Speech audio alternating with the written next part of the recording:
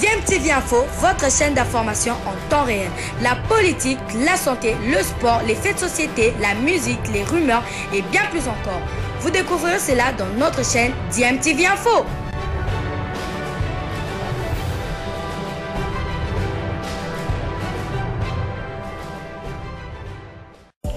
Vous êtes sur DMTV, bonjour ou bonsoir, tout dépend de l'heure à laquelle vous nous suivez. Tout plaisir est pour nous de vous retrouver, mais surtout de savoir que vous êtes nombreux en train de suivre votre chaîne YouTube DMTV. DMTV qui vous propose l'actualité, vous propose également des analyses et des réflexions sur des sujets d'actualité, sur des faits sociaux, tout simplement sur des réalités que nous observons ici chez nous en République démocratique du Congo. Qu'on libère M. Kafouchi qui est une victime collatérale. On veut utiliser M. Kafouchi pour atteindre M. Katumbi. Alors que M. Kafouchi n'y est pour rien. Et il n'y a aucun indice de préparation d'atteinte au complot contre l'État. Nous vous avons dit qu'on venait de Kashobo. À Kashobo et la Zambie, c'est à moins d'1 kilomètre. Alors que à Moulonde, c'est très loin de la frontière avec la Zambie. Où est-ce qu'il serait, s'il préparait vraiment un attentat contre, il faisait un attentat contre l'État, où est-ce qu'il serait beaucoup plus à l'aise pour le faire? Ce serait à Kashobo et pas à Moulonde. Qu'on libère seulement M. Kafouchi qui est en train de souffrir pour rien, qui est d'ailleurs souffrant aujourd'hui, que le chef de l'État puisse ordonner qu'on puisse le libérer. Et nous disons qu'il y a beaucoup de mensonges qui ont été utilisé dans cette affaire pour convaincre peut-être le chef de l'État qu'il y a vraiment un complot qui se trame contre l'État congolais. Vous et nous savons déjà que Katumbi aime beaucoup la nature. Vous aviez sûrement été à Kashobwe, vous l'aviez dit, vous avez vu comment il a construit ses maisons à Kashobwe. Tout ce qu'il a à Kashobwe, c'est à côté de la rivière. C'est vraiment un amoureux de la nature. Partout, il passe même à Kasenga, moi j'ai vu. Avez-vous eu le temps de demander aux renseignements militaires que c'est la façon de vivre de Katumbi? Et pourquoi aujourd'hui Moulonde pose problème? Pourquoi seulement aujourd'hui? Les autorités qui sont venues de Lubumbashi ne sont même pas arrivées à Moulonde. Ils sont restés à un village, à Moukou, qui est à 5 km de Moulonde. Ils ne sont même pas arrivés sur la piste. C'est de là qu'ils ont appelé le conseil de sécurité de Lukonzola pour aller les rejoindre là-bas. Ils ont fait, je crois, 5 minutes, selon ce qu'on nous a dit dans la réunion. Et puis on a dit, tous les autres, vous sortez, nous restons avec l'administrateur du territoire. Donc il y a des gens qui ne connaissent même pas les faits, qui ne connaissent même pas Moulonde, qui ne savent même pas où se trouve l'aérodrome. Et ce qui est encore grave, comme Maître Hubert l'a dit, il y a les militaires de la marine qui sont dans la concession de M. Katumbi. Comment il pouvait faire entrer les armes alors qu'il y a des militaires dans sa concession? Et tous les services de sécurité de Lukonzola, quand il y a un bateau qui accoste, ils viennent. Tous les services viennent. Et avant qu'on commence à faire le déchargement, ils doivent être là. Ils contrôlent tout. Ils nous ont dit, nous contrôlons tout ce qui arrive. Nous n'avons pas vu où est-ce qu'il y a eu des armes ou quoi que ce soit. C'était les matériaux de construction de sa villa, de son hôtel, qui venaient et tout était contrôlé par les services de sécurité. Nous discutons donc avec toutes les autorités qui peuvent nous écouter pour que dans cette affaire, qu'on ne puisse pas non seulement la politiser, mais également qu'on laisse au droit de faire son travail. Et si on laissait au droit de faire son travail, c'est ce que d'ailleurs un chef de renseignement nous a dit, il nous disait que j'ai entendu ce que vous avez dit, ce que je vais faire, c'est que je vais envoyer Kafouchi devant son juge naturel. Enfin, il disait devant l'auditorat militaire. Et nous avons insisté en disant que même devant l'auditorat militaire, le juge naturel de Kafouchi, ce n'est pas l'auditorat militaire. Kafouchi, c'est un civil.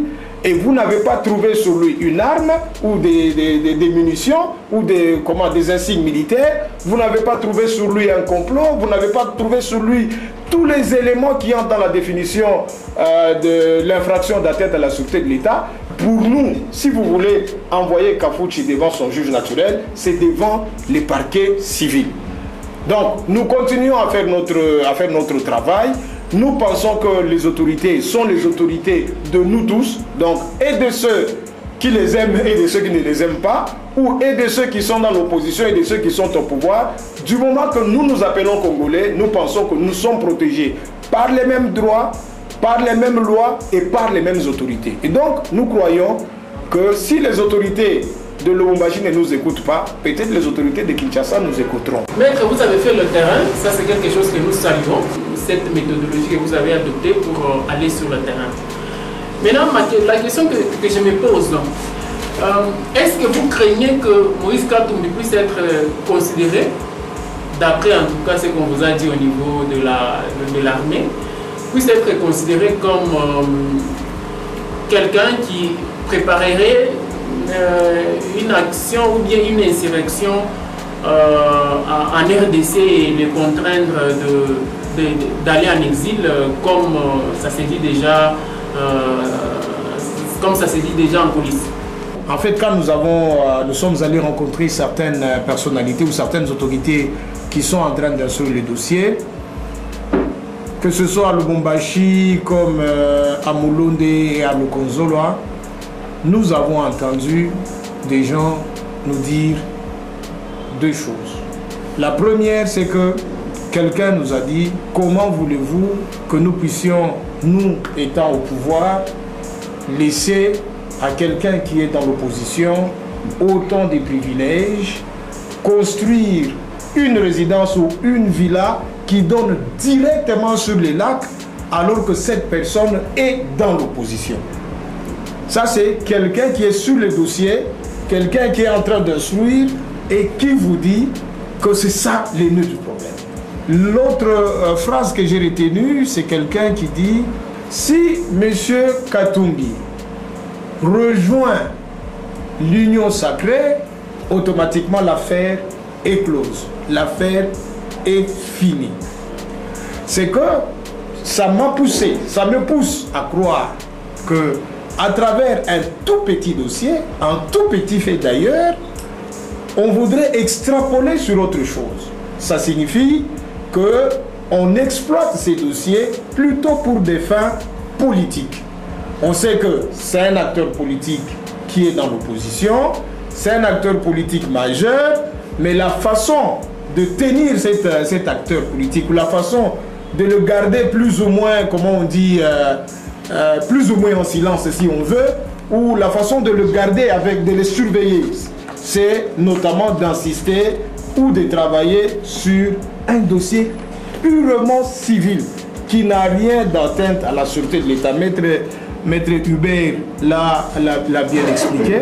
En fait, quand nous sommes arrivés, nous nous attendions, ou quand nous avons eu des discussions avec ces différentes personnes, nous nous attendions à ce qu'on nous dise, par exemple, que nous avons Tchétché avec nous, Kafouchi, sur son téléphone, voici les images ou voici les messages qui attestent que ce monsieur, avec son patron, était en train de préparer un coup contre la République. Et quand nous sommes arrivés sur place, et quand même ici à Lubumbashi, aucun élément dans ce sens n'a été mis à notre disposition. Que ce soit à Mulonde, que ce soit à Lukonzolwa, que ce soit à Lubumbashi, tous les services de sécurité rencontrés ont été au moins unanimes sur une chose. En tout cas, matériellement, il n'y a aucun élément qu'on peut brandir aujourd'hui qui atteste que Kafouchi et son chef, son patron, étaient en train de porter atteinte à la sûreté de l'État. La seule chose qu'on nous dit, c'est que, apparemment, le fait de réhabiliter une piste d'aérodrome serait constitutive d'une infraction d'atteinte à la sûreté de l'État. Ce qui n'est pas correct, ce qui n'est pas exact. Quand vous lisez la loi, ou même quand vous vous référez à la lettre à laquelle Maître Hubert faisait allusion tantôt, la lettre de l'Agence nationale d'aviation, quand vous lisez cette lettre, vous lisez même la loi sur l'aviation civile, en fait, on ne peut pas comprendre comment on peut partir d'un petit fait comme ça à l'atteinte à la sûreté de l'État, qui est quand même une infraction d'une très grande gravité. Donc, sans conclure, comme vous voulez l'insinuer, que cet incident préparerait à pousser Katumbi à l'exil ou à les contraindre à l'exil, mais au moins nous constatons qu'il y a comme une sorte d'épée Damoclès qui est suspendue sur la tête de Katumbi, notamment en gardant comme butin de guerre M. Kafouchi aujourd'hui par les services de l'ANR. Donc ça veut dire que si on détient encore M. Kafouchi aujourd'hui sans raison,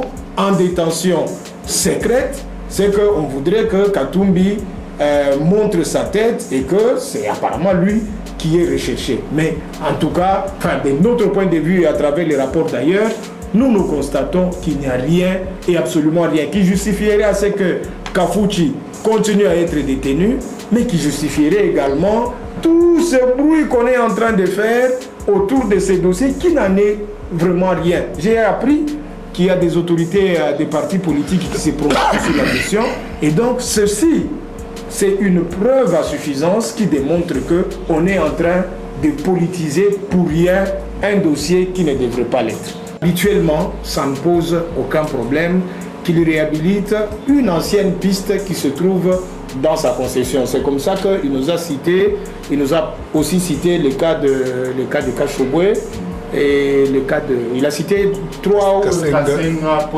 Voilà. Et même au Maniema, trois autres cas comme ça, des réhabilitations d'une piste d'aérodrome sans que cela ne puisse poser des problèmes. Il a dit que ce n'est pas ma première expérience, je l'ai fait et chaque fois que je l'ai fait, je restitue d'ailleurs à l'État congolais et au service de l'État pour la gestion.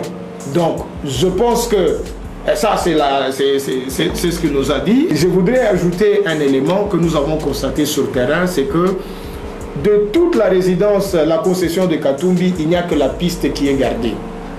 La piste seule est gardée, elle est protégée, elle est inaccessible. Mais du côté résidence, côté hôtel ou toutes les autres constructions qui se font, les gens entrent et sortent sans problème.